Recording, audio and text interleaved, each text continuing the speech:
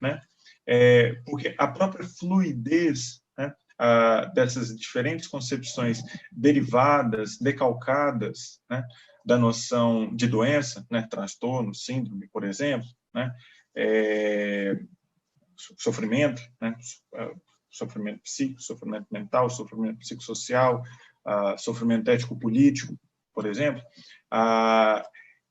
eles, na verdade, sinalizam uma certa alocação histórica, né, e epistemológica, ou seja, nem sempre, e não é em todas as ocasiões que a loucura vai ser considerada, né, como uma doença mental, né, ou nem sequer como loucura, né? Um exemplo muito evidente que a gente pode ter, né, enfim, ali em 2018, né, o nosso excelentíssimo presidente Jair Bolsonaro já falava as caquinharias que ele falava desde sempre, né? E aí surgiu uma figura muito interessante que falava caquinharias um pouco similares às que ele falava, mas que era mulher, que era Janaína Pascoal. Então, né, teve um debate até nas redes sociais muito interessante, né? Por que que o Jair Bolsonaro era considerado fascista e a Janaína Pascoal era considerada louca? Por que o pessoal chamava ela de louca e não de fascista também? Não era porque o que ela estava falando era menos fascista, né? Olhando pelos mesmos crivos pelos quais o Bolsonaro era chamado de fascista, né? Ou porque o Bolsonaro não era chamado de louco também, né? Ou seja, aí a gente já vê que tem uma certa que tem um certo acoplamento, né? Da figura da doença mental à mulher, né? A ideia da mulher nervosa, né? Michel Foucault vai falar isso, né? Tanto na História da Loucura, né? Quando ele vai falar da objetificação da mulher, quanto no próprio História da Sexualidade, volume 1, né, onde ele dedica uma sessão para falar dessa ideia de que a mulher ela é histriônica, ela é nervosa, ela é esquentadinha, ela é histérica, né? Então a gente já vê que a própria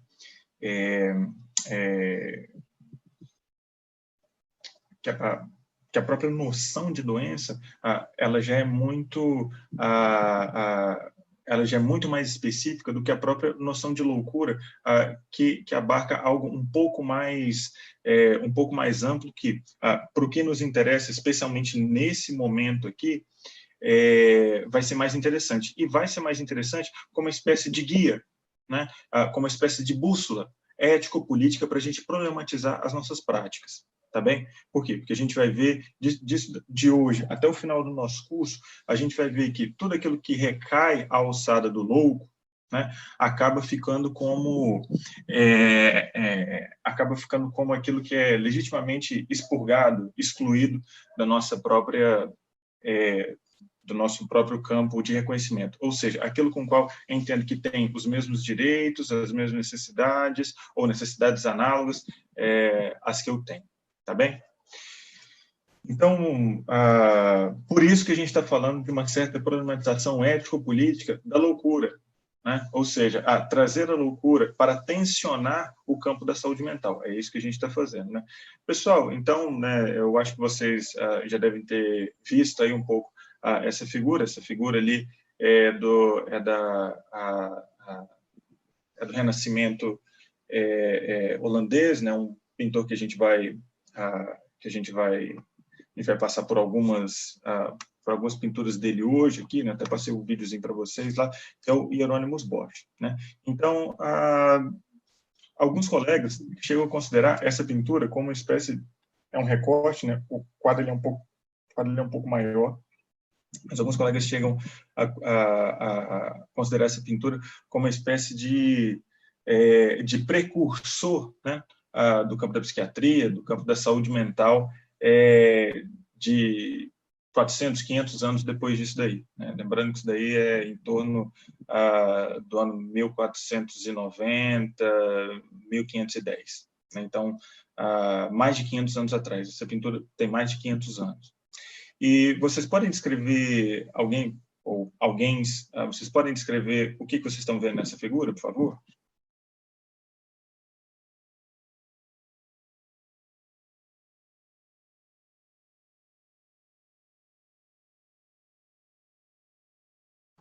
Aonde que a galera está? Bom, eu acho que a gente até já passou por esse ponto em março, né? Então, se alguém quiser falar aí, fique à vontade, abra o microfone e fique à vontade para me interromper, né? Mas essa galera aí, eles estão no espaço aberto, né? Tem uma cidadezinha lá atrás e eles estão lá no campo, né? Tem uma freira com um livro em cima da cabeça, uma mulher vestida de freira com um livro na cabeça, né?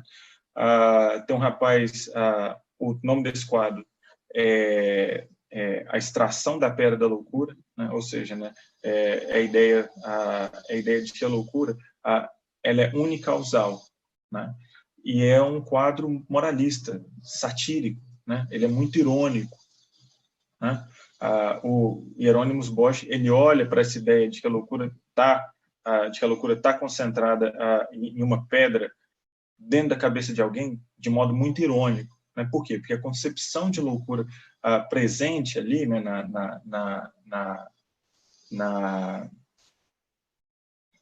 na época dele, né, e da qual com a qual ele dá uma transitada, né, não é uma relação com a natureza individual, mas é uma relação cosmológica, né?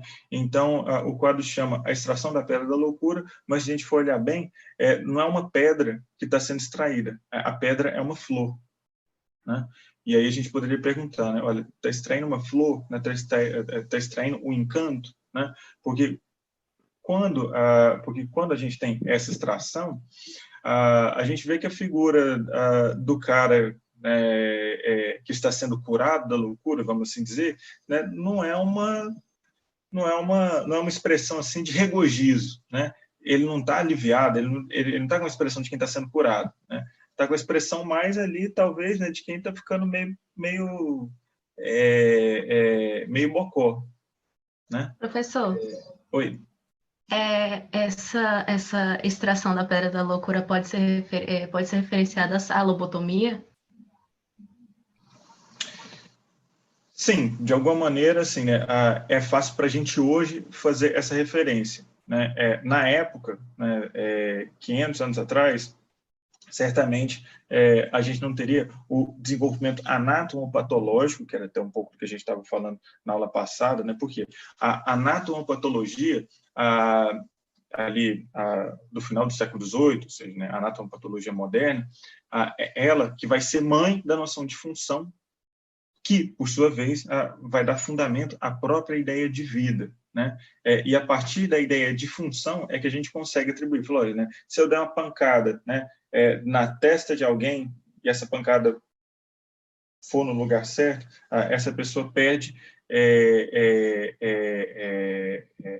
boa parte da sua volição e, por outro lado, também perde boa parte da sua faculdade de juízo, né? Agora, sim, certamente, né, não é muito difícil a gente imaginar, né, e, novamente, isso aqui é só imaginação, né, o imaginário ele é extremamente egóico, né, ou seja, né, ele diz respeito a uma dimensão do eu, né, eu hoje, né, no século XXI, né, a gente poderia inferir que, olha, né, possivelmente esse pessoal, eles tinham não certamente não um conhecimento teórico do que hoje a gente chama de lobotomia, mas certamente eles poderiam ter um conhecimento empírico, né? No sentido de que devia ter muito acidente, eles diziam que, olha, né, boa parte das pessoas, quando bate a cabeça, fica lelé da cuca, né? Então, assim, um dos motivos pelos quais, né, nós temos colegas que consideram esse quadro uma espécie de precursor do campo psi, por assim dizer, né, parte um pouco dessa hipótese, né? Falaram, né, o pessoal já sabia que tinha alguma coisa aqui dentro da caixa craniana, né, possivelmente relacionada ao cérebro, que tinha a ver com a nossa inteligência, com a capacidade cognitiva, né, com a faculdade do juízo, né? Ou seja, as diferentes figuras, né, modernas da razão, que são duas fundamentalmente, né? A racionalidade, ela pauta por dois princípios: a liberdade e a justiça. Ou certo? E, inclusive, né, com consequências políticas, né, falando de maneira assim, muito geral. Né? Uma proposta política mais alinhada à esquerda, por exemplo, estaria relacionada, né, à ideia de que a justiça, né, tem que estar na base para que as pessoas devam ser livres. Né? Essa concepção é um pouco mais de esquerda. A gente tem uma concepção um pouco mais liberal, né, um pouco mais de direita, a gente poderia dizer, né, que vem desde Adam Smith até Paulo Guedes, né, que, olha, a liberdade tem que ser primeira, né, ou seja, né, é um certo pressuposto até naturalista, né, o Rousseau trabalhava com essa ideia, né, de que, olha, né, os empiristas, né, Thomas Hobbes, John Locke, trabalhavam com essa ideia de que é uma ideia política muito interessante. Eles falam, olha, né, todo mundo nasce livre e assim, salvaguardar a liberdade da ideia de liberalismo, né, é a condição para um mundo justo, né? Enquanto a premissa da esquerda é o contrário, né? Fala, olha, né, a gente precisa garantir que todo mundo vai partir do mesmo ponto, né? Essa ideia de justiça. Se todo mundo partir do mesmo ponto e tiver as mesmas condições de competir, aí sim a gente vai poder ter uma certa liberdade como fim, né? Como finalidade, como meta, como horizonte, e não como pressuposto de partida, né? E já adianto para vocês que boa parte das concepções que a gente vai trabalhar aqui, né, pelo menos de maneira afirmativa, né, que a gente vai defender aqui, partem dessa primeira premissa, né, da qual a qual entende que, olha, a gente tem que, a gente deveria ter, pelo menos, uma certa justeza no ponto de partida e nas condições de desenvolvimento da vida das pessoas, tá bem? Então, acho que a gente pode, ficando por aqui... Professor? Oi? Tá dando para ouvir? Tá sim, pode falar. Assim, observando bem a imagem, dá para a gente perceber alguns detalhes também. Como foi ressaltado no início da sua fala, dá para perceber que lá atrás também tem uma cidade, né, como se fosse a cidade. E isso remete também à questão excludente, né, de tirar pobres e os loucos dessa civilização.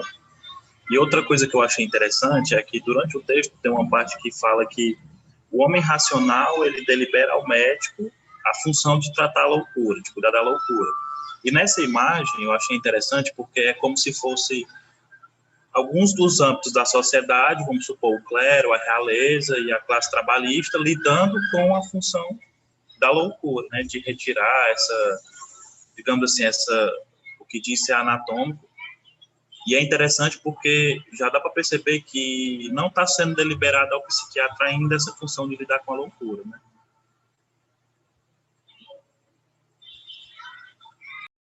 Sim, sim, é muito interessante.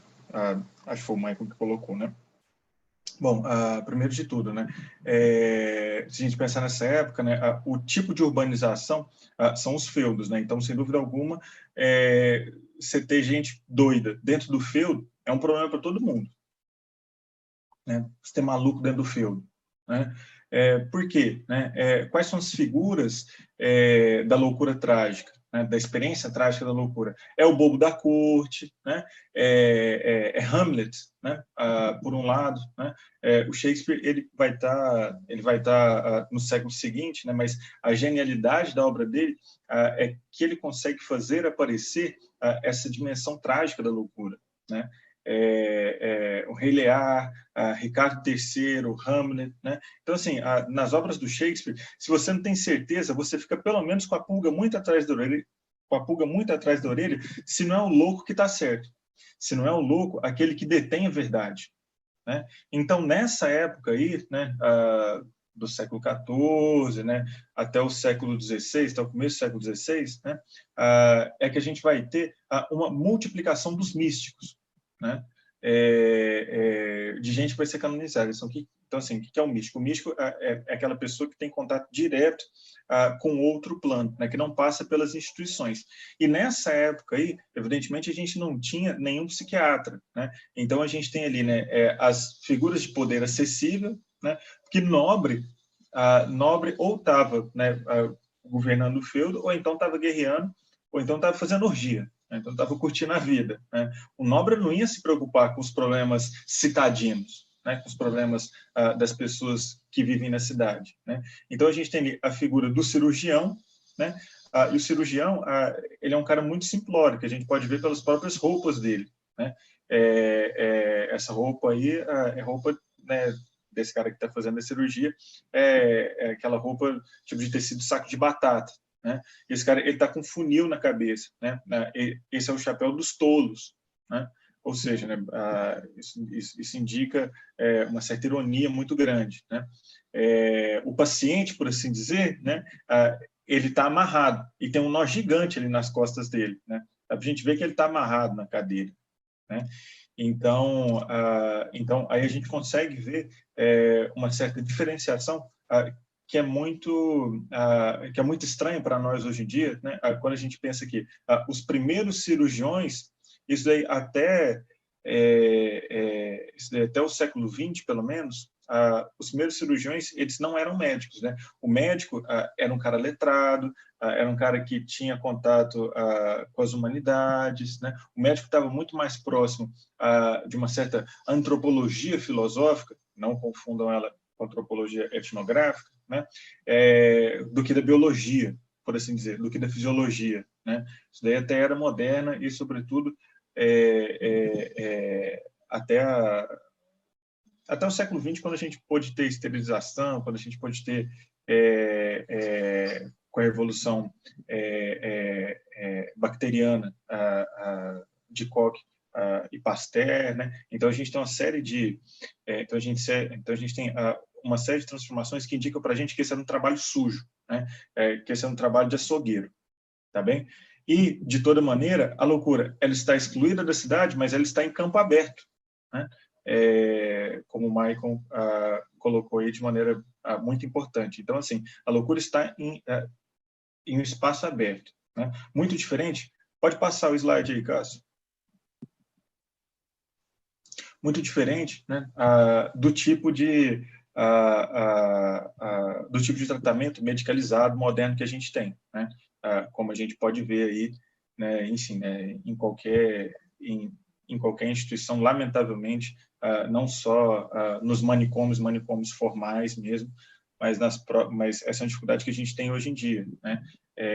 Tanto nos dispositivos de atenção psicossocial, quanto na própria organização da assistência à saúde mental como um todo. Tá bem? Carlos, pode passar.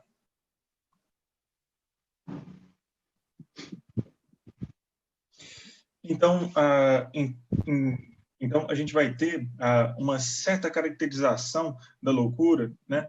Não como doença mental, como vai ser ali do final do século XVIII para frente, né? E nem sequer como desfasão, mas como desatino, né? E o desatino, ele é definido como errância, né? O erro, a errância, tem basicamente dois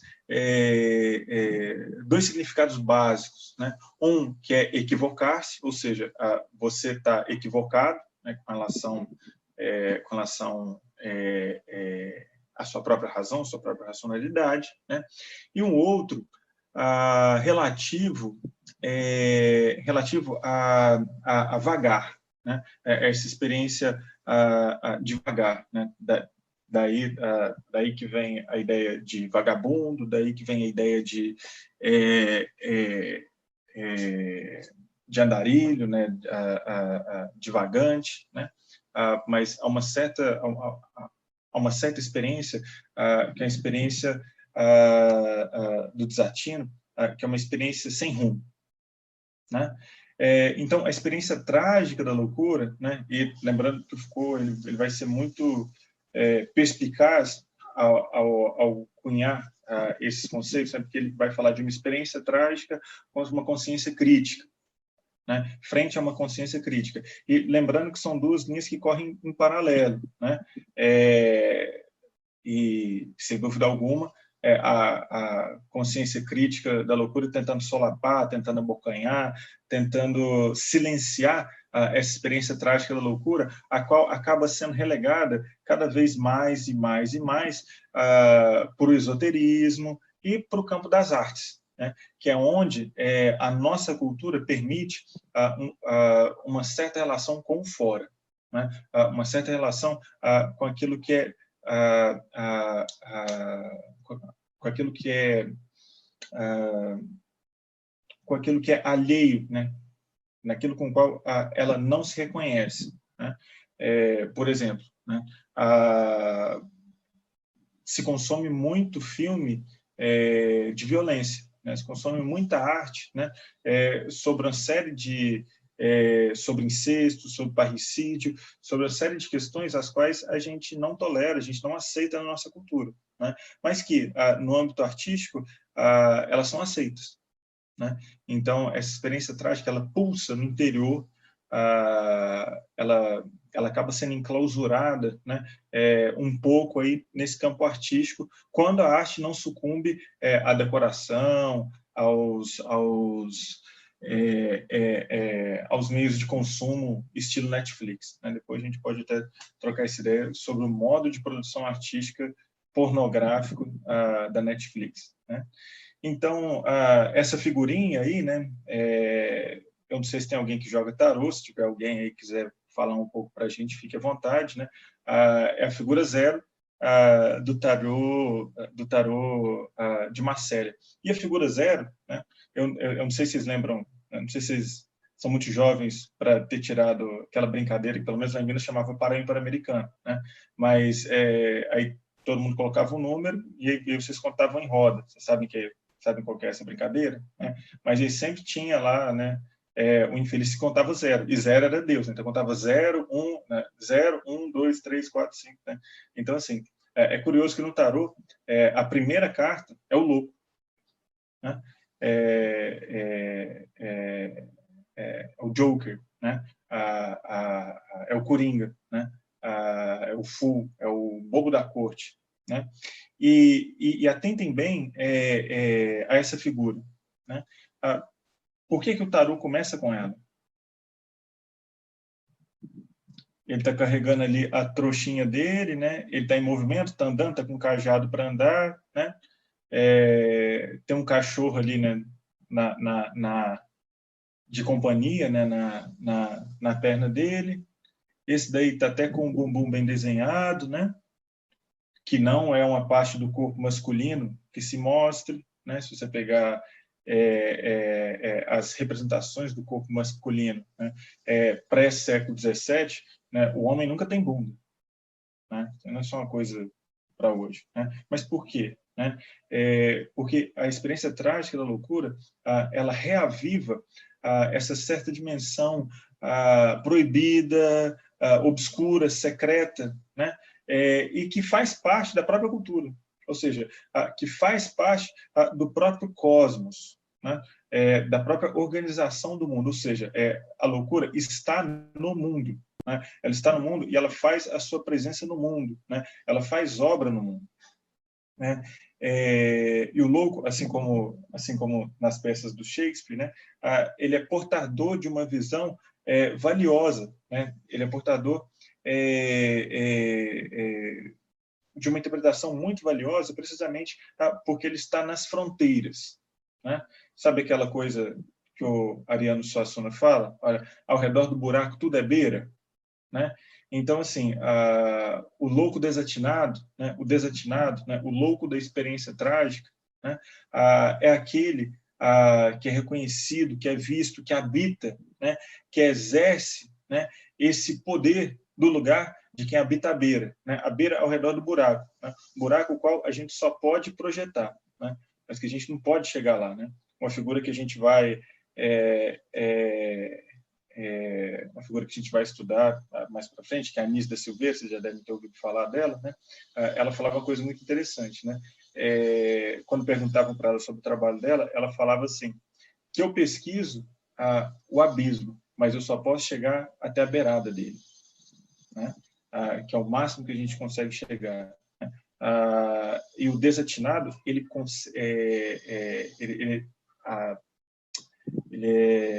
é definido, então, por essa fascinação das imagens, por essa coisa fantástica, né? Por essa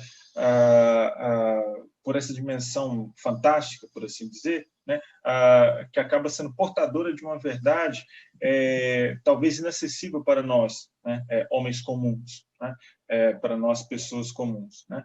Então, ele habita os confins da cidade, ele está fora dos muros da cidade, né? E com toda a mística que podia ter, lembrando que nessa época não existia nem bicicleta, gente. Então, assim, as pessoas se casavam com quem tinha nascido num raio de 2 quilômetros, no máximo, até de onde você nasceu, né? A bicicleta foi um grande advento, né? Para a própria reprodução, para a própria variabilidade da reprodução humana, né? Existem estudos muito interessantes sobre isso, né? E hoje em dia, em contexto de pandemia, né, que o Tinder liberou a versão global, vocês podem imaginar a radicalidade da diferença do corte que isso significa, né? Mas por que a gente está falando disso, né? Porque o desatinado, ele é aquele que está fora do campo da cidade, né? Ele está nesse lugar do inabitável, do inacessível, daquilo que não tem partilha, né? Tanto dos campos quanto das águas, né? Vai ter nessa época, né? E lembrando que a navegação ainda era uma coisa muito incipiente nessa época, sobretudo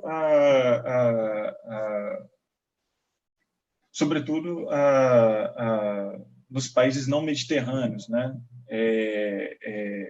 Enfim, né? Porque na Europa, né, no mundo ocidental, e lembrando, a gente está falando, né, da nossa cultura ocidental, né, na qual nós somos forjados, colonizados, etc., né?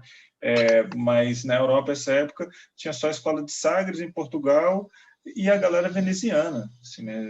E a galera veneziana e do lado ocidental da Itália, que manjava de fazer navegação assim de maneira um pouco mais viável, ou seja, né, as águas, né, elas eram detentoras de um valor místico e de um poder assim quase impronunciável, né? Daí essa figura conceitual, né? Enfim, que tem um pouco de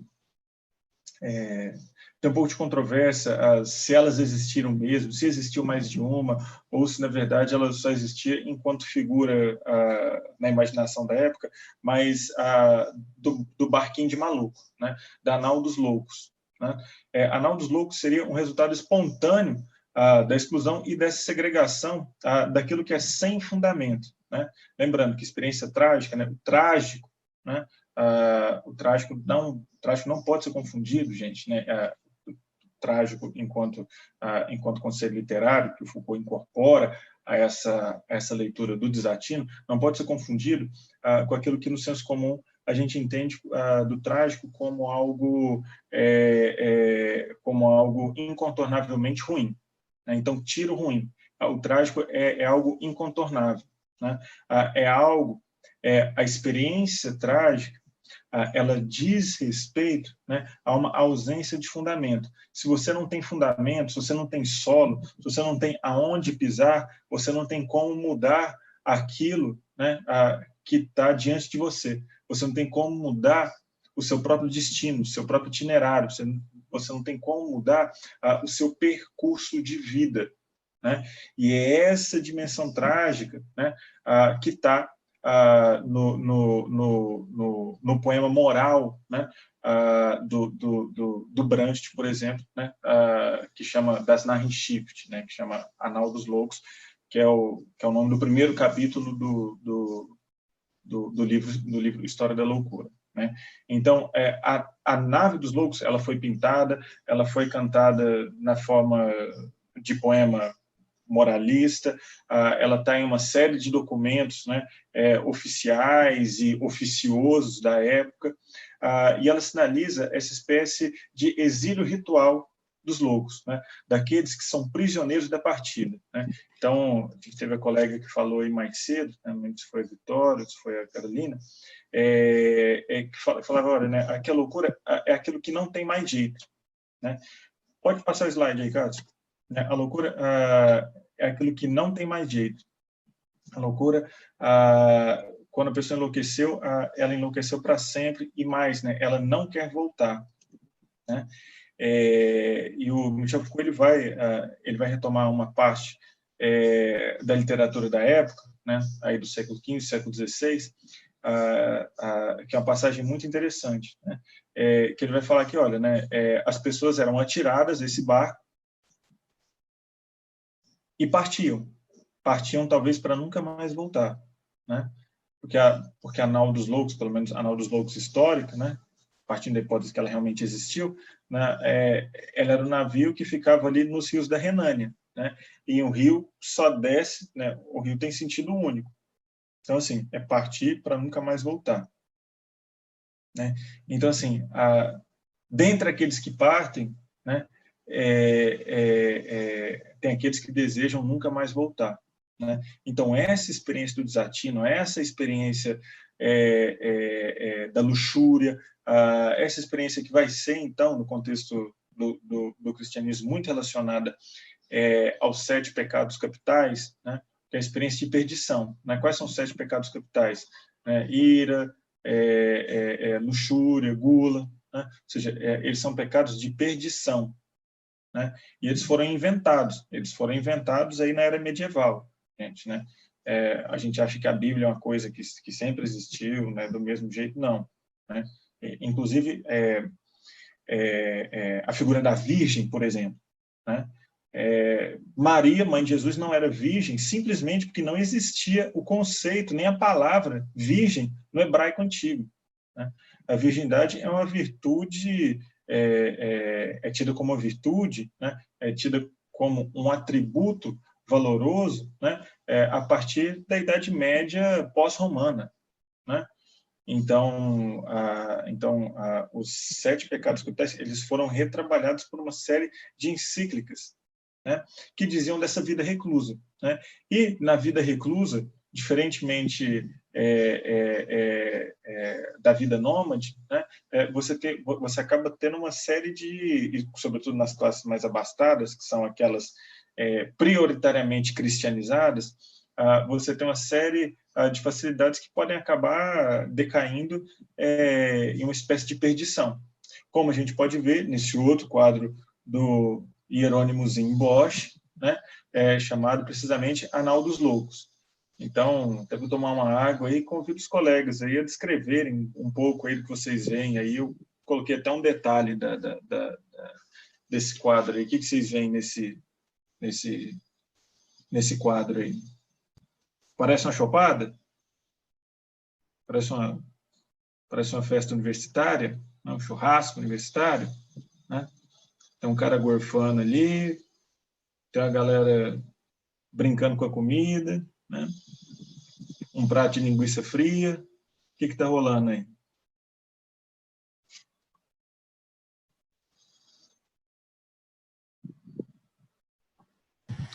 Parece que tem um povozinho mesmo assim num bar, bebendo, dando PT e comendo. Eu não entendi direito, foi essa comida que tá ligada num fio, alguma coisa assim. E tem um ali no chão, acho que ali ele já morreu, o bichinho já tá, bebeu demais. Ele tá na água. Aquele que tá de fora. Sim, assim, dá pra ver na outra ali. Tá na água, né? Tá na piscina, então. Pelado, né? Eu acho que reúne aquilo que moralmente não era aceito, assim. E uma reunião de coisas que era errada, o cara vomitando. O PT que a Vitória falou, né? Assim, é o pessoal perdido, assim, para eles. Né? Aquele cara ali naquela árvore, ele tá... tá sentado no galho, né? Tô tentando entender ali, em cima. Isso, pois é, né, gente? É quase uma festa de psicologia, né? Reúne tudo que não era moralmente aceito, né? Um homem encoxando outro homem, né? um cara sentado no pau ali em cima, tem um barril de chopp ali, né? Tem um pão amarrado num fio, e atenta, né, gente? Na figura maior, na figura da esquerda, né? Esse é um barco que tem uma árvore, né? A árvore, ela sinaliza o conhecimento, né? E que árvore é essa que pode nascer em um barco raso como esse, em um solo como esse, né? Qual que é o apoio dessa mesa, né? O apoio dessa mesa é a beiradinha do barco ali, enfim, né? Parece que esse frade está até segurando, né? Está até segurando a mesa, aí tem um outro cara que está tendo uma bad trip ali, aí tem uma amiga ali falando, ô, meu filho, vem cá, tal, né? Você está precisando de alguma coisa, sai dessa bad trip ali. E o cara não solta ali da garrafa de cachaça, né? Da garrafa de mangueira, né? Mas, enfim, né? A gente está brincando um pouco, né, pessoal? Principalmente para a gente poder trazer um pouco, né? Dos resquícios, né? Que essa experiência trágica da loucura traz para a gente, né? Lembrando que é dessa época também a invenção do carnaval cristão. Tá bem? Professor, Pode falar. e essa imagem também ela é interessante, porque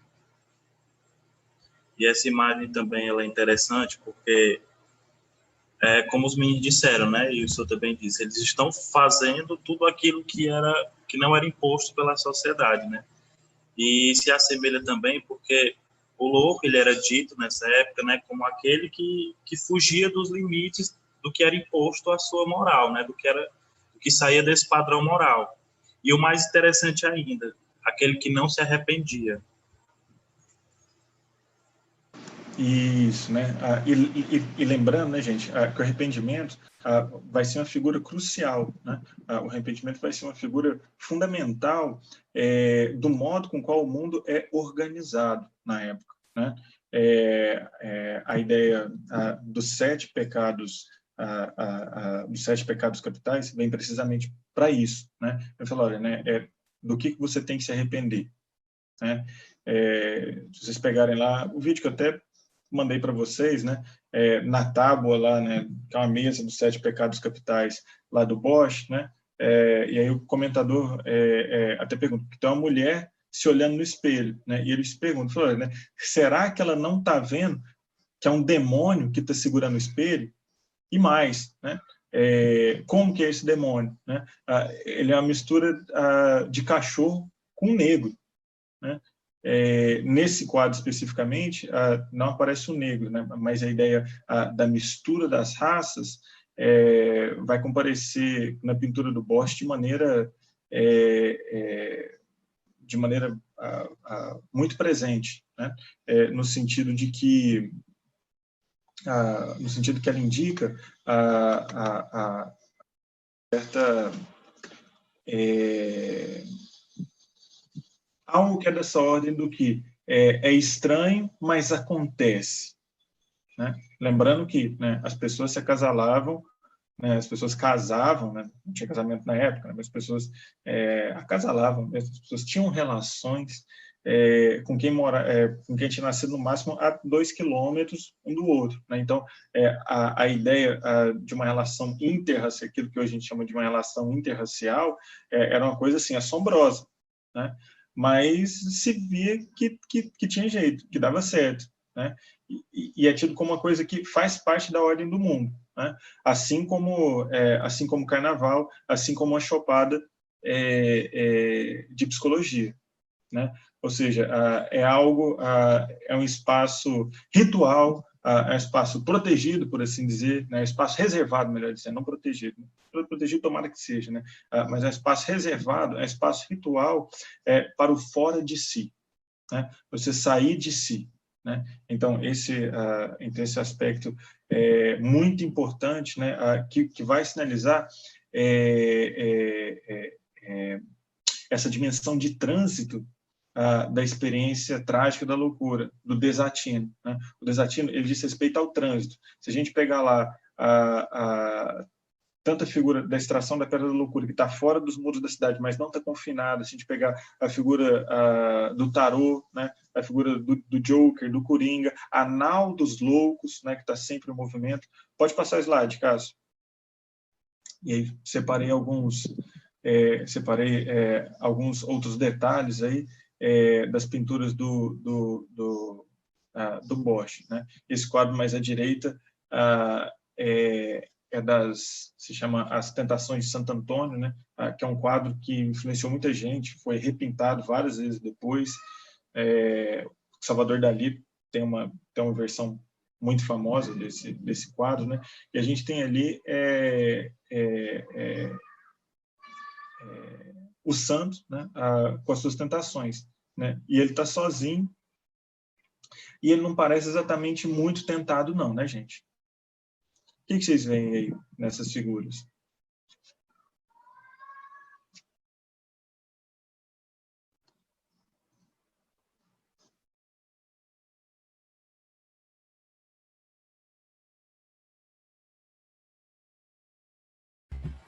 Primeiro, eu acho que tem a questão dos animais, assim, desses animais fantásticos, que o texto fala também, que são misteriosos e muito diferentes.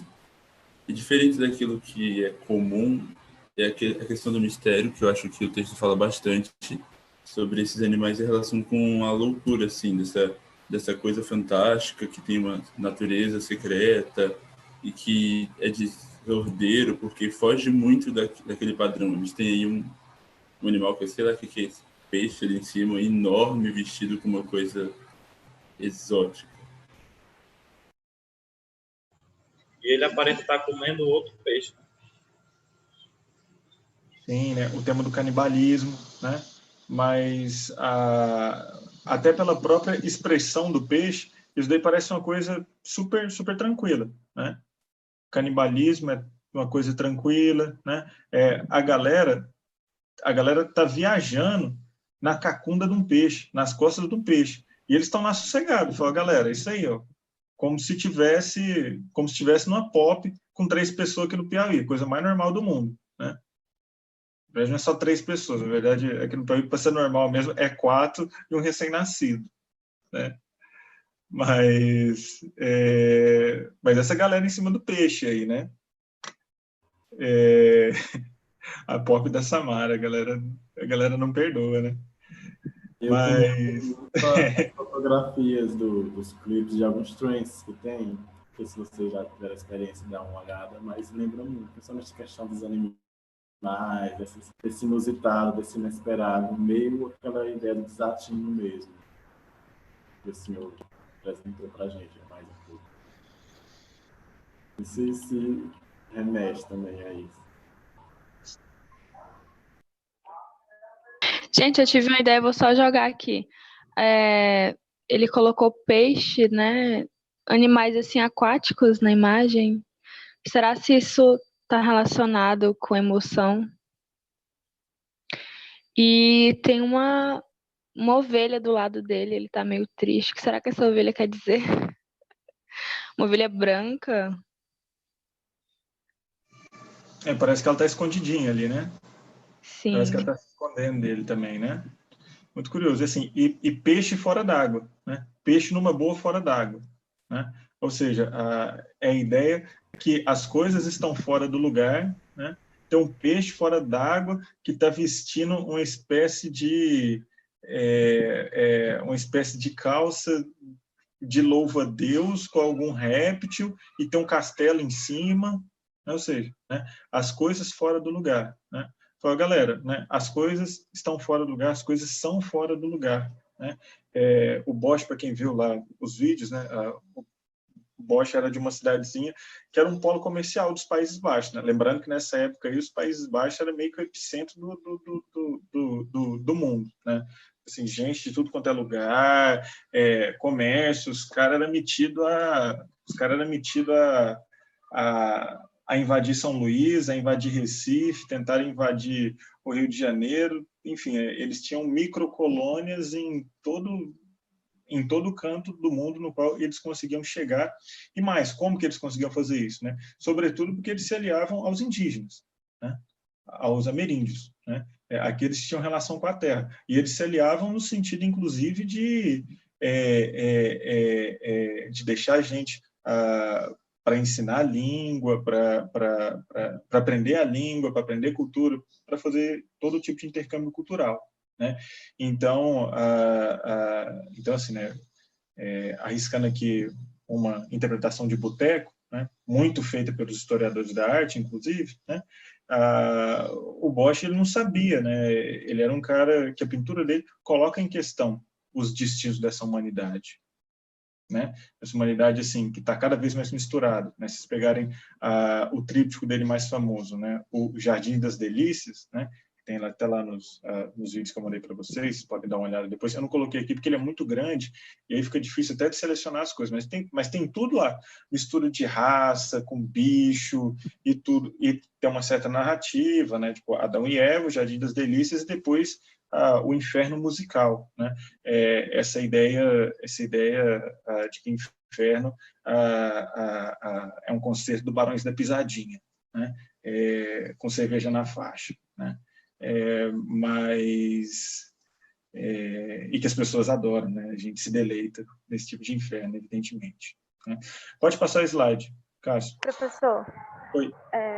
O senhor falou sobre o fato de terem criado os 7 pecados capitais e de toda a questão moral que envolvia na época, e até a própria teoria de Morel, que ele falava que era necessário que se estabelecesse um comportamento moral para que a questão da degeneração pudesse ir sumindo, porque as pessoas tinham que passar por essa formação moral. E aí eu estava lembrando do Pierre Rivière, e ele matou, degolou a mãe, a irmã e o irmão em nome da questão moral, porque ele falava que a mãe se separou do pai, abandonou o pai, e que ele matou a irmã porque ela tinha ido com a mãe, tinha ficado do lado da mãe, e o irmão tinha ficado do lado das duas. E ele falava muito de Deus também. Ele foi uma pessoa que estudou, que, segundo as testemunhas do caso, só vivia com a Bíblia, estudando a Bíblia, e ele vivia falando de Deus o tempo todo, que Deus tinha mandado sinal, que ele tinha feito isso também em nome de Deus.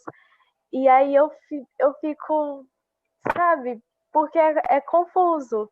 Você fala que precisa haver um comportamento moral, e sim, como é que você pode explicar isso?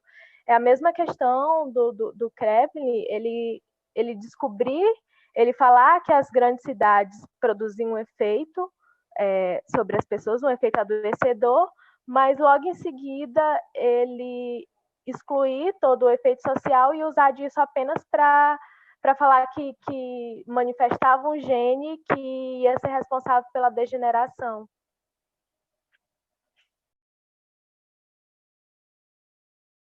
Sim, gente, eu acabei de ver aqui uma coisa que tinha acontecido em março também, eu peço desculpas para vocês, né? Eu estou vendo que vocês estão falando de Kreplin, de Morel, porque na hora que eu fui anexar um dos textos que era lá para as aulas para frente, ele acabou anexado nessa primeira aula, mas que, enfim, conforme está escrito lá na descrição da aula, esses textos não são textos dessa aula, mas acho que a Carolina coloca questões muito boas, né?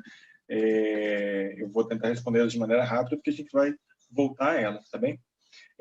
Primeiro, né, essa figura, né, o Pierre Rivière, que é o cara que matou a mãe, o irmão e a irmã, e mais, né, ele ficou sentado de fora da casa dele, todo ensanguentado, até que passou alguém lá e falou, cara, o que aconteceu? Não, matei a galera aqui, né? Ou seja, ele, além de ser um réu confesso, a grande questão colocada, né, por esse caso, é que vai ser a questão fundante da noção de subjetividade, da noção de interioridade psicológica, né? que vem, não da psicologia, a psicologia não existia dessa época, mas que vem de uma dobra médico-jurídica, né? Subjetividade ela é um objeto, né? É um campo, né? É um campo problemático do qual a psicologia se apropria dele, a posteriori, né? Mas a psicologia não inventa o campo da subjetividade. O campo da subjetividade, da interioridade psicológica, né? É, antes de tudo, né? De maneira muito inequívoca, né? Um objeto médico-jurídico, né?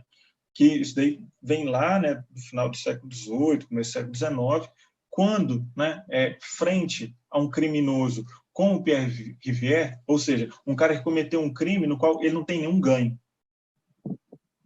E essa noção vai ser muito importante, né, para o que a gente vai falar na sequência, né, porque aqui a racionalidade não necessariamente ela está ligada a algum ganho, né? A racionalidade moderna, né, da primeira modernidade, a racionalidade, sobretudo a partir do século XVII, é que passa a estar relacionada a uma noção de ganho. E daí a cisão dela com a noção de desrazão. Tá bem? Então, assim, olha, se eu cometo um crime e esse crime não tem interesse, a ausência de interesse no crime, o que é interesse? Olha, o que eu vou ganhar cometendo esse crime? Né? Eu não gostava da pessoa, eu odiava ela, né? Mas a ideia de ausência de ganho, né? E o ganho nesse sentido, né? Não pode ser um ganho só para a pessoa, né? Não pode ser um ganho assim que só a pessoa vê que ela está tendo vantagem naquilo ali, né? Mas que outras pessoas consigam reconhecer que o criminoso, né, está tendo vantagem naquilo ali. Né? Então, aí já entra nessa dobradiça moral, por isso a questão que a Carolina, se não me engano, fez, é muito bem formulada. Né?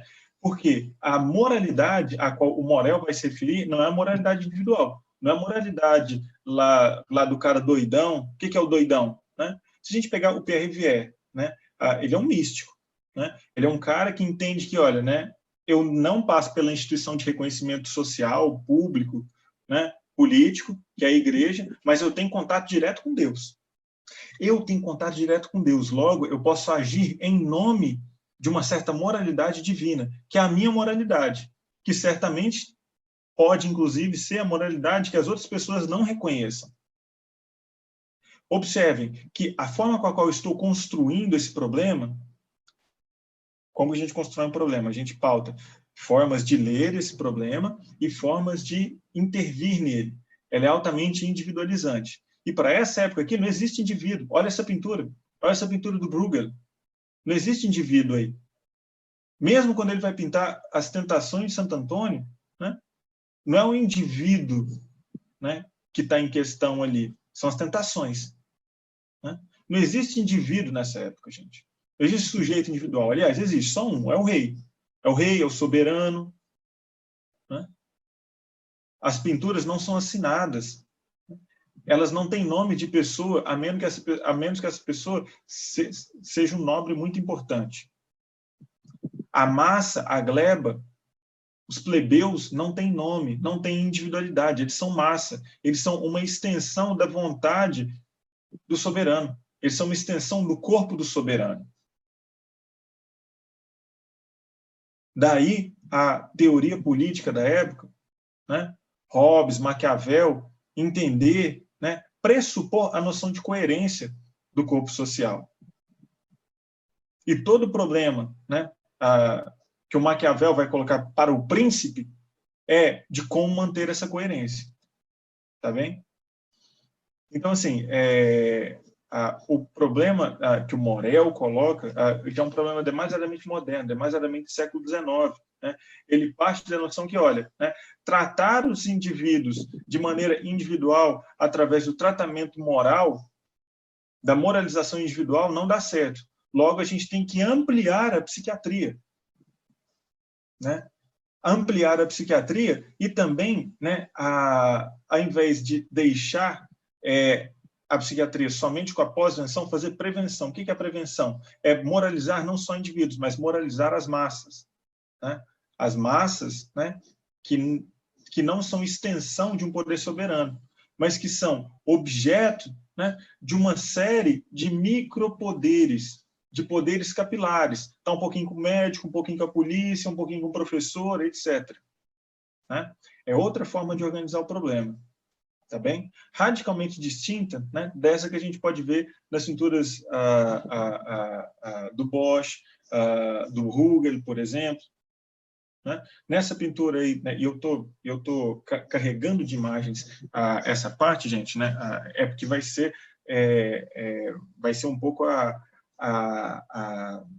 o período aqui da nossa aula que a gente vai ter para falar dessa experiência trágica, né? E depois ela vai reaparecer sobre outras formas, sobre outras prerrogativas, tá bem? Então, por isso estou carregando um pouco de imagens, né? Mas não tem indivíduo aí, né? Não tem um personagem central, é radicalmente distinto das pinturas que surgem a partir do século XVII, do século XVIII.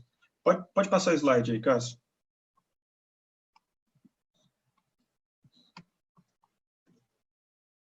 Né? Então a gente vê, olha aí, né? Olha essa pintura do Bruegel, né? É muito ampla, né? Essa paisagem é muito ampla, não tem personagem aí. Ou então, quando vai ter personagem, o personagem é uma cena. Né? Pode passar de novo, Cássio. Né? Assim como aparece, mesmo quando são temas bíblicos, né? O que está em questão, isso. O que está em questão é muito mais um cenário do que as personagens, né?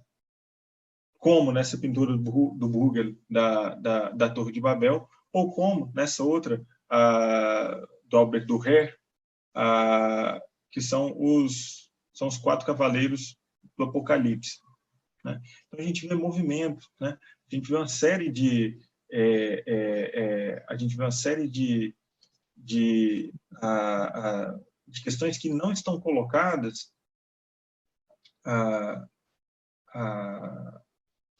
por esquema cosmológico da época, tá bem? Pessoal, pergunta, vocês querem fazer um intervalinho rápido de 5, 10 minutos ou tocamos direto? Por mim pode ir direto, professor. Por mim também. Por mim também. Beleza, então. Então vamos direto. Ô, Cássio, pode passar o slide, por favor? Então, assim, nessa virada, né, da era medieval, né, ali para o século XVI, pode passar o slide, Cássio. Aí, valeu. O que a gente vai ter? Né? A gente passa a ter uma certa inflação, né, daquilo que a gente entende como humanismo renascentista mesmo, né? E quais vão ser as chaves, né, desse humanismo renascentista? Né? Então, a gente vê, né, que já fiz uma certa mudança, sinalizada inclusive nos vídeos lá que eu passei para vocês. Né? A tradição humanista, né, ela vai ser muito mais presente no Renascimento, que a gente tem mais contato, que é o Renascimento mediterrâneo, né? Renascimento italiano, espanhol, português, até no francês, né? Que são países católicos, né? Que são países eminentemente católicos, né? E o catolicismo, aí a Igreja apostólica romana vai ter essa preocupação humanista, com a compreensão e com a universalização, né, da salvação. Porque qual que é a questão? A questão é se todos vão ser salvos, certo? Então, se todos vão ser salvos, se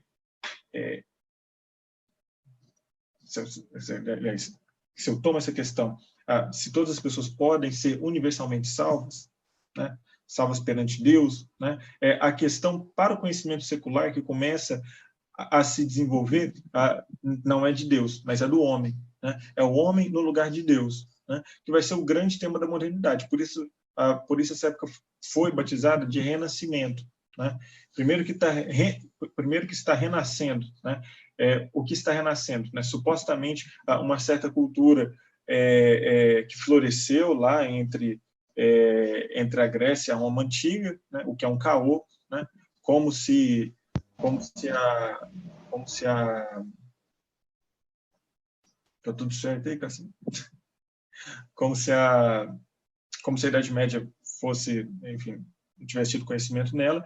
E, por outro lado, é um renascimento que vai dar base para a própria construção da modernidade e do mundo ocidental, né? Que exige, né, uma certa leitura objetiva da natureza, né?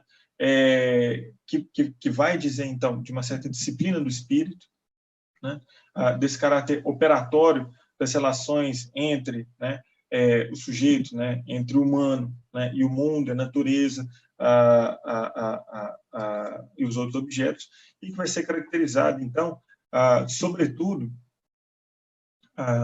pelo experimento. O que é o experimento? Né? É um procedimento ativo de busca de conhecimento, que é radicalmente distinto, né, do saber trágico que a gente tem lá com Bosch, por exemplo. Né? Qual que é o saber? Né? É um saber um pouco mais passivo, é um saber um pouco mais transitivo, né? Em todos os sentidos, aquele da experiência trágica da loucura. Então, aqui começa um caô. Aqui começa um certo corte, que vai ser um corte fundamental. É um corte que começa, primeiro, né, vai sinalizar o Michel Foucault, através de uma experiência que é a experiência linguageira, através da língua, né? Através de uma obra, que talvez todo mundo já ouviu falar, né? Que é o Elogio da Loucura, do Erasmo de Roterdã, né? Bom, o Erasmo de Roterdã, ele era um acadêmico, né? Ele era um grande acadêmico, e um grande acadêmico da época. O que ele fazia? Né? Ele passava a vida viajando de universidade em universidade na Europa, tomando cachaça com a galera, tomando goró com a galera e trocando ideias sobre as teses dele. E essa é talvez a tese dele que ficou mais famosa para a posteridade, né? Que é o Elogio da Loucura. Mas o que é esse Elogio da Loucura? Né? O Elogio da Loucura, do Erasmo de Roterdã, ele não se enquadra como uma experiência trágica da loucura, como a gente poderia supor. Por quê? Porque ele está já a uma distância muito segura da loucura. Ele é muito irônico com relação à loucura. Ele fala que a loucura domina todas as nossas relações porque ele está em um lugar muito seguro, ele está num lugar legitimado, ele é um homem branco, muito bem reconhecido, né? Reconhecido talvez inclusive como um dos maiores intelectuais, se não o maior intelectual da época dele, reconhecido pelos seus pares, reconhecido pelos seus adversários, né? Então, o Elogio da Loucura marca um pouco essa transição que, enquanto a experiência trágica, né, ela resiste, né, de maneira concomitante, sobretudo onde? Na música, a qual a gente não tem acesso, porque a gente tem registro de música da época, mas a pintura, e na pintura a gente tem. Né? A experiência trágica da loucura, ela persiste, sobretudo, em uma experiência não formalizada pelo saber. Ou seja, né, é a loucura ainda não necessariamente objetivada pelo saber.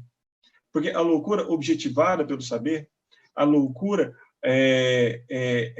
quando ela passa a ser objeto da razão, quando ela passa a ser dominada pela racionalidade, ela se torna desrazão, ela deixa de ser desatino. Por quê? Porque é da natureza do desatino essa experiência errática, essa experiência sem fundamento. E o fundamento, né, como a gente viu lá na Nave dos Loucos, qual vai ser o fundamento? O fundamento é a racionalidade, o fundamento é o ordenamento do mundo. Né? A gente vê que, olha a diferença das pinturas do Bosch, do Bruegel, ou até da figura do Albert Durer, para o homem vitruviano, do Leonardo da Vinci, que é esse daí que está aí na tela. Né? O Cássio caiu, é isso? Acho que a Lara está de host agora. Né? Mas, enfim, o que eu estava querendo colocar... Ô, Lara, você consegue projetar para nós?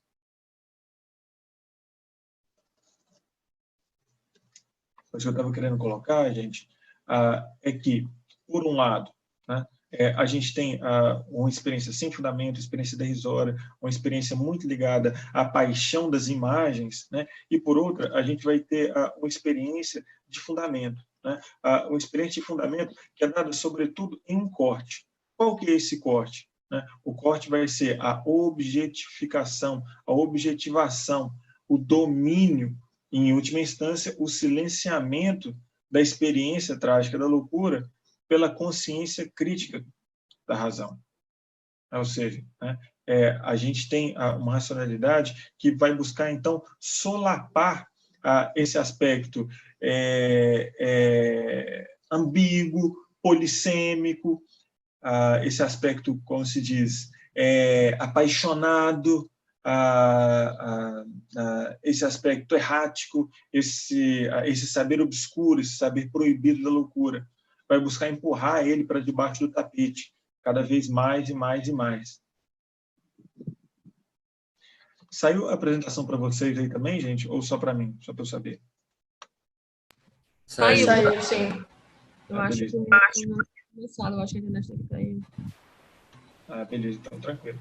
Então, faz o filme aqui comigo, gente. Né? Então, a gente está no século XVII, então, né? E o Michel Foucault vai identificar dois pontos muito importantes.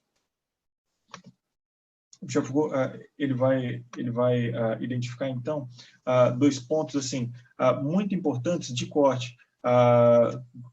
Duas marcações, uma relativa a uma mudança prática, né, a uma mudança relativa à consciência prática, que é o quê? Que é o internamento. Né? Então, ele pega como marco o Edito de Criação do Hospital Geral. A criação do Hospital Geral em Paris, ela responde a quê? Né? Ela responde não mais àquele problema da salvação universal que a gente estava conversando, certo? O problema da salvação universal, como é que ele se organiza, né, na Paris de então? Né? Olha, nós temos os pobres, os mendicantes, cuja função social deles é que eles existem e eles sofrem e eles mendicam, né, e eles pedem dinheiro, eles pedem comida, para que os ricos possam exercer a sua solidariedade, para que os ricos, os nobres, possam exercer a sua solidariedade e, com isso, sejam salvos, sejam aceitos no reino de Deus também. Né? Só que, com isso, né, começa a encher de mendigo a cidade de Paris. E o rei baixa um decreto, né, faz um édito. Né? Esse decreto institui a criação do Hospital Geral. O Hospital Geral, né, evidentemente, não era medicalizado, como hoje em dia os hospitais são. Né? O Hospital Geral está muito mais ligado a uma espécie de hospedaria geral, né? Ao que a gente chama de albergue, né? Ao que a gente chama de hostel, por exemplo. Né? Então, no Hospital Geral, passa-se a enclausurar tudo aquilo que não é da ordem da racionalidade de então, né? Que não está inscrito no ordenamento no mundo glorioso de Deus. Né? O que não está inscrito? Né? O que recai ao campo da desordem para o século XVII? A loucura, sem dúvida alguma. Né? Mas em um mundo regido pelas regras do cidadão de bem do século XVII, que talvez não sejam tão diferentes assim das que estão tentando ser hipocritamente reeditadas hoje. Órfãos, né? Lembrando que o século XVII é o período das grandes expansões, né? Da grande expansão dos impérios coloniais, né? Das viagens marítimas, né? Então, França, Itália, Portugal, Alemanha, Holanda, Espanha, né? Eles vão estar em batalha em alto mar. Né? Então, assim, tem pouco homem ficando nesses países.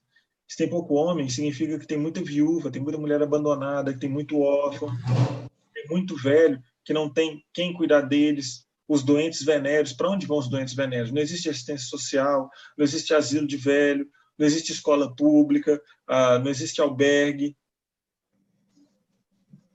Né? Então, passe para o slide anterior, por favor.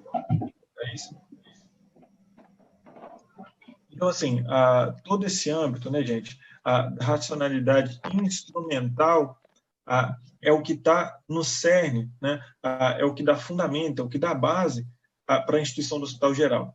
E, por um outro lado, a gente vai ter uma outra operação, que é uma operação não da consciência prática, né, mas que é uma operação da consciência analítica, né, que vem com René Descartes.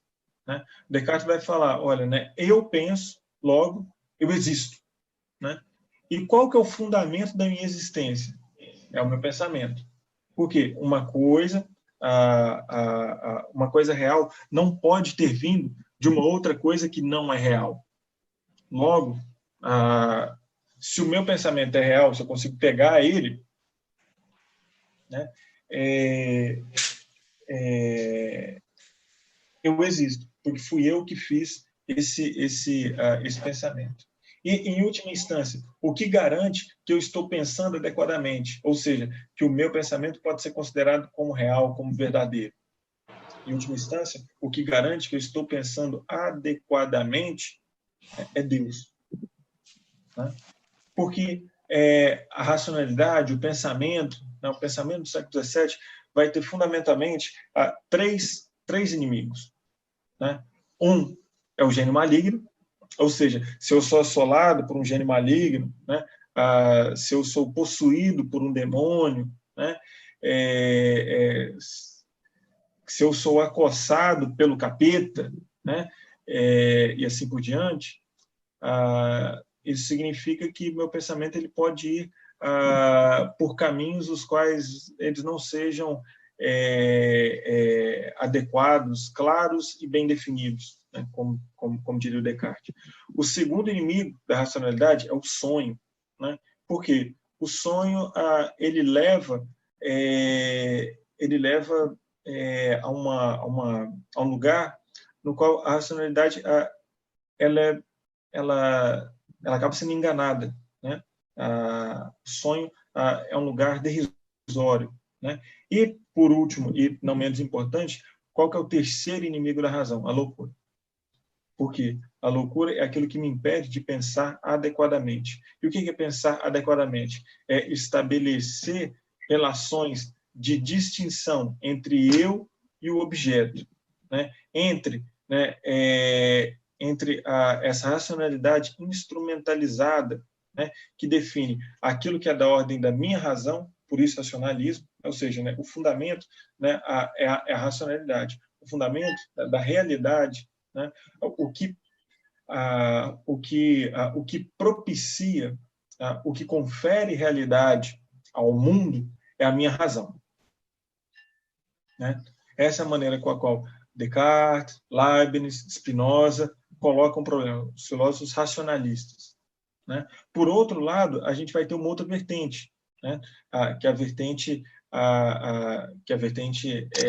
empirista. A vertente empirista vai dizer, olha, né, o homem, por conta do livre-arbítrio, né, ele pode ser levado pela sua razão a lugares inadequados.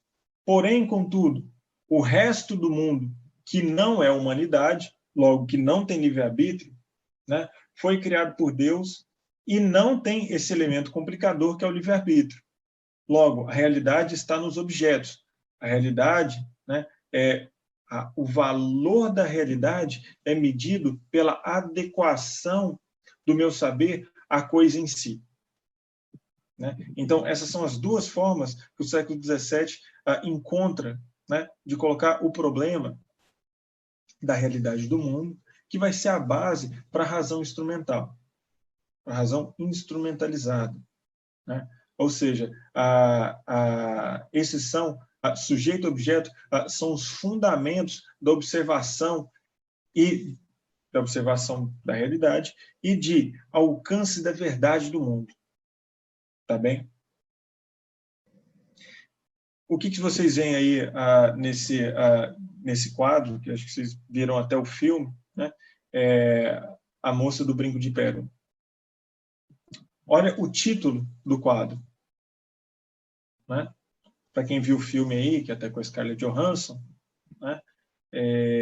tá ligado que ela era uma serviçal, mas ainda assim ela passa a ter individualidade, né? Não é só papa e rei que passa a ter uma certa realidade, né? Embora ela ainda não tenha nome, né? Mas a pintura do século XVII e sobretudo do século XVIII, né, vai ser a pintura dos grandes retratistas, né? É a galera que vai fazer muito retrato. Pode passar o slide aí, Cássio. O retrato, né, ele diz de uma certa ordem, né, né, com relação ao mundo, né, ao mundo criado por Deus. Ou seja, né, a loucura deixa de ser uma relação com o cosmos, que era a loucura do desatino, que era a loucura da experiência trágica, que era uma relação cósmica. Ela estabelece relação com outros mundos, com outros universos, tá bem? Então, passando pelo século XVI até o século XVII e XVIII, a gente vai ter a emergência, a gente vê surgir uma outra configuração da loucura. Não mais a loucura desatinada, não mais o desatino, não mais a experiência trágica, sem fundamento, o saber proibido e obscuro da loucura, mas a negatividade da loucura. Esse corte, né, irreversível, né, que passa a olhar para a loucura, né, com os olhos da negatividade, atribui, né, tem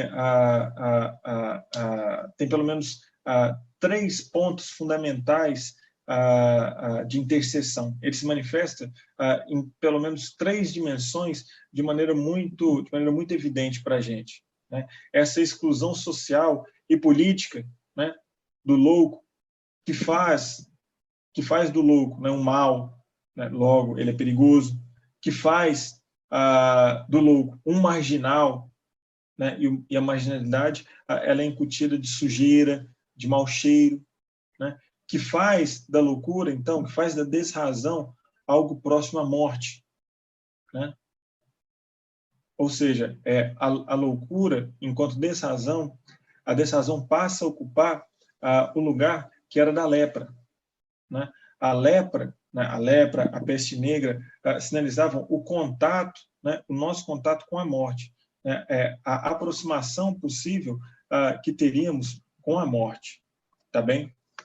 Então, a loucura acaba ocupando esse espaço. A loucura a desrazão acaba relegada a esse espaço de outro de nós mesmos, né? Então, aqui começa precisamente a história da loucura tal qual ela nos chega até nós, a loucura como outro de nós mesmos, né? Determinado, né? Quais são os índices, né? Como que a gente investiga, né? Como que a gente pode ver essa experiência da desrazão, essa experiência desarrazoada? Primeiro, com a grande internação nos hospitais gerais, né? A gente vê um inchaço dos hospitais gerais. Por quê? Porque doentes inválidos, pessoas com doenças venéreas, né? Todo o índice de separação e de reclusão da loucura vai se manifestar, vai se expressar na exclusão da figura material do louco, da figura concreta do louco, né? Nessa época, então, assim, a gente tem que entender que qual que é o paradigma de razão de cada época, né? Porque o paradigma de razão ele passa a ser estabelecido de maneira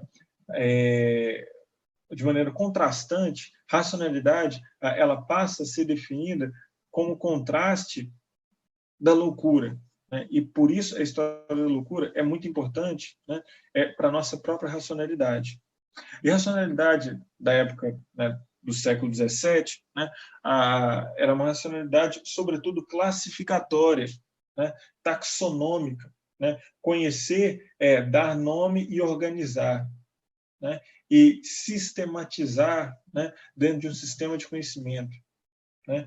Então, colocar na grade das espécies, né? Então, o louco no jardim das espécies, né? Ao longo de um dos capítulos lá do História da Loucura, indica para a gente, né, que a medicina da época, lembrando que a medicina da época não tinha prática, era medicina meramente teórica, né? A medicina da época, ela reconhece o louco, ela está apta a falar, olha, esse cara é louco, mas ela não tem uma definição para a loucura. E, por outro lado, né, o que a gente acaba vendo dentro do Hospital Geral é tudo aquilo que é o resto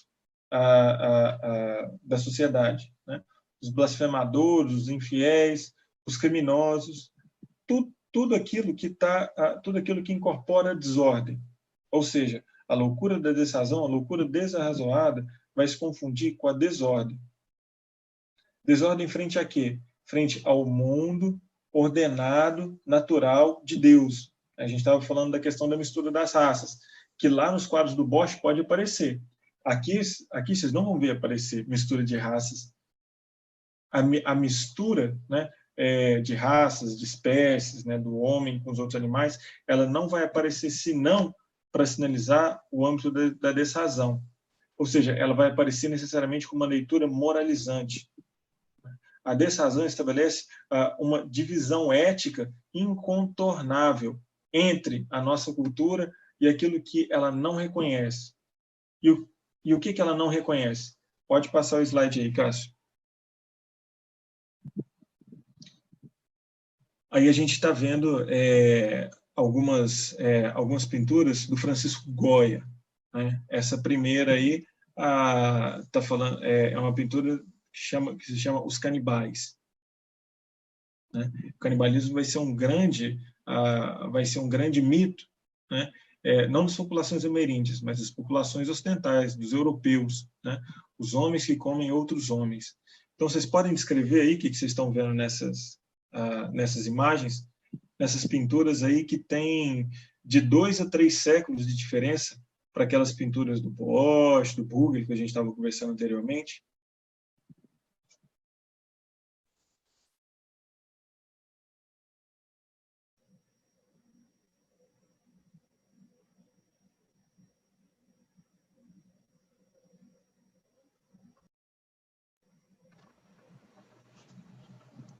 Nessa segunda imagem, eu acredito que os animais tragam essa ideia da desrazão, né? E os homens que os carregam traz a noção de que a gente carrega a desrazão dentro de nós. E a expressão deles de cansaço, de melancolia, talvez, representa justamente esse nosso interior, onde a desrazão é guardada, digamos assim, né? Que era um pensamento, se não me engano, do século XVI. Isso, né? Então, essa questão da inversão das ordens, né? Porque você vê um humano carregando um jegue, né?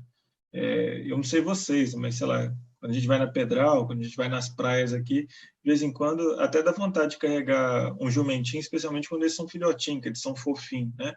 Mas normalmente você não considera carregar um jegue, não, mas até porque ele é muito pesado, você não consegue carregar ele, né? Mas o que está sendo, colocado aí, como uma colega apontou, essa inversão da ordem, né? Essa desordem, né? E essa desordem, ela passa a ser uma figura fundamental, né? Ela passa a ser um operador conceitual fundamental para a gente poder entender a loucura como aquilo que é irreversível, né? A loucura, ela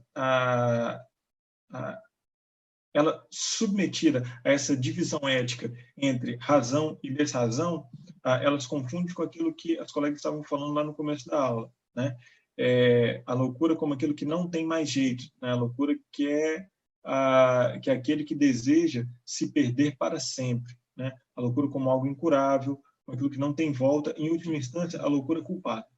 A culpabilização da desrazão, a culpabilização da loucura, vem dessa compreensão da loucura como desrazão, né? Como escolha ética ruim, como a escolha por carregar jumentos, né? Por comer a carne dos seus iguais, né? Dos seus irmãos, dos seus próximos, né? Daquele que é próximo a você, né?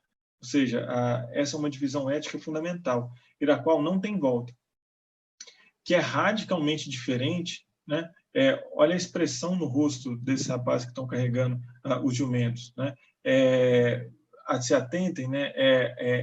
A expressividade desses canibais. Eles não estão naquela paz, naquela tranquilidade impávida que estavam as figuras do Bosch, né? Tem algo de agonizante, né? Tem algo de conflituoso neles, né? E lembrando, né, gente, o Goya foi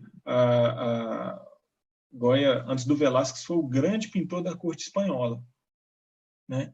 E ele começa, né? Então assim, tem afresco dele em igreja, em tudo quanto é palácio na Espanha, mas ele envereda por essa parte. Pode passar o slide. Ele envereda por essa investigação da desrazão. Obviamente ele não chamava desse jeito, né? Mas a partir do momento em que ele começa a ficar recluso. Ele começa a ficar recluso e ele tem uma série de problemas com a corte, ele começa a se tornar um marginal. Ele começa a se tornar um marginal e ele se interna no porão, ele começa a pintar com a paleta de cores um pouco mais reduzida, né? Ele começa a fazer muitos dos seus dibujos, né? Em grafite, né? Como esse que a gente pode ver ao centro aí, né? Que se chama o sono da razão, né? É a ideia de que, olha, enquanto a razão dorme, né? Os demônios tomam conta do mundo.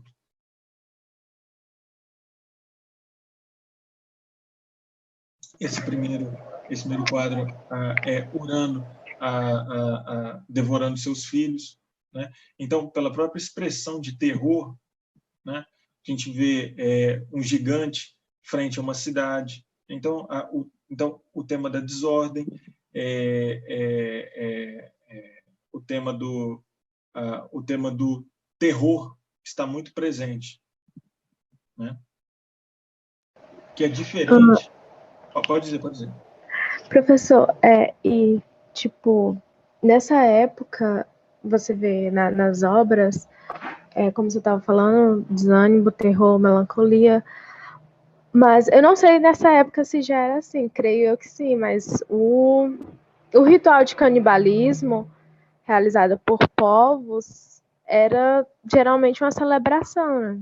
Porque significava que você derrotou o guerreiro inimigo e aí você comia a carne dele para absorver os poderes que ele tinha. E aí você realizava toda uma celebração para que você pudesse preparar a carne para poder comer. E naquela primeira pintura que o senhor mostrou, parece mais que ele, tipo, realmente enlouqueceu e realmente enlouqueceu, assim, arrancou a cabeça. E tem esse sentado à esquerda que olha e não entende nada do que tá acontecendo.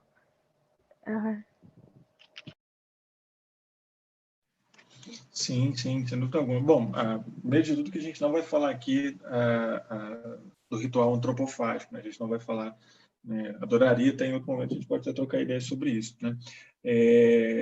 Mas o que a gente está falando é da figura conceitual do canibalismo, né? E aí a colega faz um comentário muito interessante, né? Como o que aparece, né? O cara pegando os braços, né? A mão, né? A mão, gente, né? Sinaliza a ação, né? Ou seja, é um cara que faz, ou seja, né? Você vai comer um cara que pode fazer tudo aquilo que você pode fazer, né? E a cabeça, né? Ou seja, é um terror, né? E o terror, qual que é a diferença entre terror e horror? Né? O horror é uma experiência sem fundamento, né? O horror é uma experiência trágica, né? Se a gente voltar lá nas figuras do Bosch, do Bruegel, por exemplo, né, do Dürer, a gente pode até caracterizar aquelas figuras como horrorosas, né? Elas são horrorosas, mas elas não são terroríficas, né? Terrorífica são essas experiências que a gente tem com a pintura do Goya, por exemplo, né, nas quais a gente tem um certo fundamento. A gente tem um fundamento e a gente se vê ameaçado, né? A gente se vê apequenado, né? Nos nossos fundamentos, naquilo que a gente entende como base da própria sociabilidade humana, né? Então, assim, existem diferentes formas de a gente caracterizar esse contraste entre, né, entre o pensamento ameríndio, né, entre o perspectivismo ameríndio, como vai dizer o Vieira de Castro, né, um grande antropólogo brasileiro, né, e a lógica da racionalidade ocidental, né, que a gente pode chamar de uma lógica militar. O que é uma lógica militar? A lógica militar, que é outro nome para racionalidade instrumental, que é o nome econômico da racionalidade instrumental, né? Ela preza o quê? Olha, eu só vou gastar energia, eu só vou gastar poder para poder angariar mais poder. É a lógica colonial, que está na anexação de territórios, no domínio de outros povos, na escravização de pessoas, sejam ameríndios, sejam africanos, né? Essa é a lógica militar. E, por um outro lado, a gente tem uma outra lógica, que é uma lógica da crueldade. Lembrando, gente, que crueldade, né, não pode ser reduzida à compreensão cristã, moralizante, né, de maldade deliberada. Quando a gente fala, tal ato foi cruel, né, às vezes a gente entende de maneira pobre e equivocada, né, que crueldade significa maldade deliberada. Quando não significa? Significa cru, né? Significa sem mediação, né? Significa uma inscrição sem a necessidade de mediação institucional, por assim dizer, né? E quais são os exemplos, né, de lógica da crueldade, além do ritual antropofágico, né? Tatuagem, alargador, né? Marcar os corpos, né? O tipo de marcação social, né, ocidental da nossa sociedade, né, passa por quê? Passa por grana, status, lugar social. São radicalmente distintos. Passam por mediações. Passa pela mediação do dinheiro, passa pelas inúmeras mediações de hierarquização social. Quais são elas? Bom, pelo menos 3. Gênero, raça, divisão social do trabalho, né? E a perspectiva decolonial vai se assentar em torno da crítica dessas 3 formas de hierarquização: gênero, racialização e divisão social do trabalho, né? Então, a lógica da crueldade é aquilo que aproxima, né, todo o reino do que é considerado, por assim dizer, não humano ou menos humano. O que é? Né? Quais são esses elementos? Né? A criança, o doido e o selvagem. E durante muito tempo a mulher também, o gay também, né? O homossexual, o pederasta, o perverso, o pecador, né? Mas, sobretudo, essas 3 figuras fundamentais a quais se acoplam as outras, né? O louco, o selvagem e a criança, né? E a gente vai ver que a própria objetificação da mulher, a própria objetificação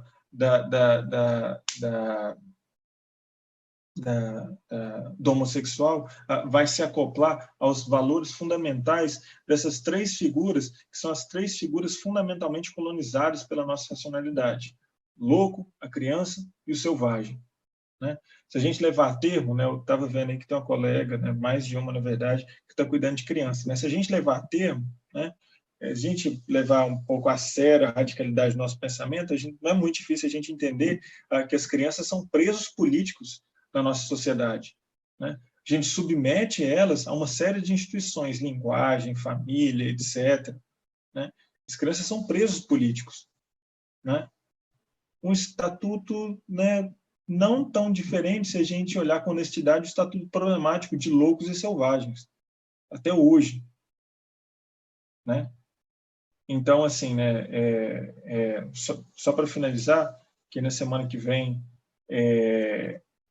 pode passar 2 slides para frente aí, Cássio, por favor? Que na semana que vem a gente vai continuar com a doença mental mesmo, né? Com a perspectiva moderna, já adentrando aí a modernidade da doença mental, tá bem? Mas, assim, o Lévi-Strauss, ele vai identificar duas maneiras de lidar com a alteridade, né? O que é a alteridade? A alteridade é aquilo com o qual eu não me reconheço, né? A Simone de Beauvoir vai falar, né? Que a mulher é o outro do homem, né? Ela vai escrever aí talvez o livro de filosofia mais vendido do século XX, O Segundo Sexo, em torno dessa ideia, né? De que a mulher é o outro do homem, né? Michel Foucault, ele vai trabalhar com a ideia de que a loucura é o outro de nós mesmos, né? O Philippe Herrier vai trabalhar com a ideia de que a criança é o outro de nós mesmos, né? E o Lévi-Strauss vai trabalhar com a ideia de que o selvagem, né, o primitivo, é o outro de nós mesmos. E ele vai entender que, olha, a gente tem duas formas de lidar com a alteridade, de lidar com aquilo que é outro, né, em relação a nós mesmos, de lidar com aquilo que nós não nos reconhecemos perante a ele, né? Um modo, que é o modo antropofágico, né, que é típico das sociedades ameríndias, que olha, né, que olha para o outro, que olha para o diverso, que olha para o diferente, né, e fala, olha, o diferente, comê-lo-ei. E ele vai lá e deglute, e engole, né, e toma para si essa diferença, né? Daí a ideia fundamental de antropofagia que está no Oswald de Andrade, que está em Sueli Ronick, né? O Oswald de Andrade foi um grande pensador do Brasil, né? Talvez os maiores filósofos do Brasil. O Oswald de Andrade, Clarice Lispector e Guimarães Rosa. São grandes antropófagos, cada um à sua maneira, né? E o Oswald de Andrade vai falar, só a antropofagia nos une, né? O Brasil é um pouco essa miscelânea, né? Que não tem nada de democracia racial, que não tem nada de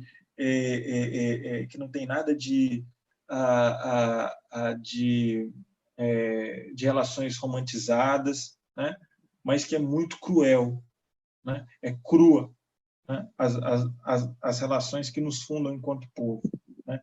Então eu vou ter, né, segundo Lévi-Strauss, vou ter uma forma de lidar com a alteridade que é antropofágica, que é eu como, né, eu mastigo e engulo a diferença, não porque eu vou me tornar igual ao outro, e nem sequer porque eu vou fazer uma síntese, uma espécie de média aritmética, de média aritmética entre o que eu sou e o que o outro é, mas porque eu vou me transformar em outra coisa, né? O sistema da crueldade parte desse pressuposto, enquanto a lógica militar entende que, olha, eu só vou gastar poder para eu poder adquirir mais poder para mim mesmo, né? O sistema da crueldade ele parte de uma premissa distinta, né? É a lógica do sacrifício, que para nós parece tão horrenda, né?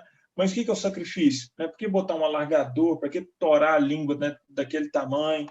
Né? Para que? O que a gente sacrifica? Né?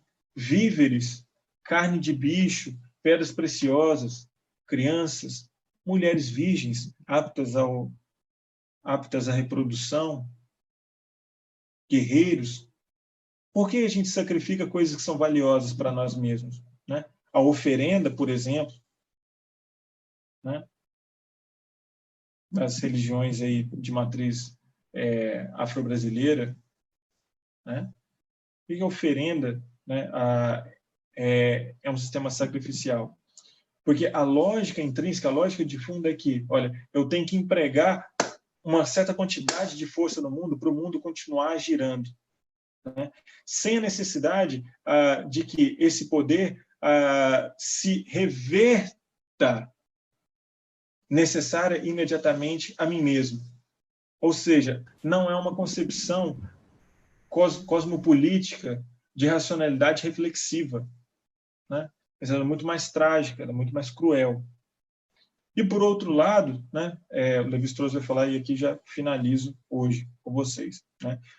Ao lado, né, desse modo de lidar com a alteridade, que é o da antropofagia, a gente vai ter um modo que é o modo antropoêmico, que é o modo típico do pensamento europeu, do nosso pensamento, enfim, que nos foi imposto a nós mesmos, né? Que, olha, eu vejo aquilo que é diferente de mim, eu como, quer dizer, eu não engulo, né? Eu pego, mastigo e vomito, né? Que é a ideia de que eu tenho que fazer análise, né? Eu tenho que separar, eu tenho que desagregar aquilo que é diferente de mim mesmo. Eu desagrego ele, para quê? Para enfraquecer ele, para eu poder dominar ele, para que ele possa deixar de existir, para que eu possa sujeitá-lo ao meu bem-querer, para que eu possa sujeitá-lo à lógica militar, que é a qual eu vou ganhar mais poder sobre ele. Então, deu para entender, gente? Professor, por que você está falando isso? Porque, em última instância, essas duas lógicas habitam no cuidado em saúde mental.